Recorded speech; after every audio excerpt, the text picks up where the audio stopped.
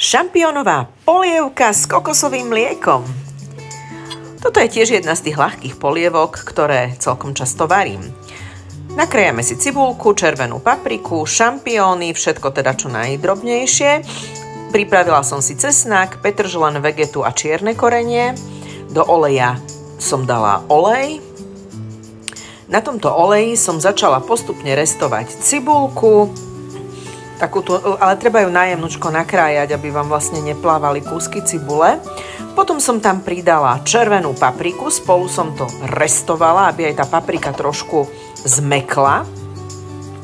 No a keď už bola aj tá paprika mekučká, tak som na to postupne pridala vlastne všetky tie koreniny, čiže ten petržlen, ten si suším sama, dala som tam vegetu, cesnak a teda čierne korenie, takto som to spolu pekne premiešala, bolo to úplne krásne to voňalo.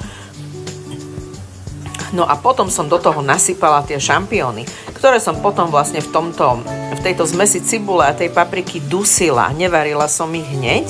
Keď už boli tie šampióny udusené trošku, tak som do toho naliala vodu, naliala som do toho kokosové mlieko, nechala som ho prevrieť. A momentálne je to zase ten moment, kedy v delenej strave môžeme do tej polievky pridať buď lyžicu múky, alebo tam pridáme jedno vajíčko a tým pádom sa to delí na bielkovinovú alebo sacharidovú.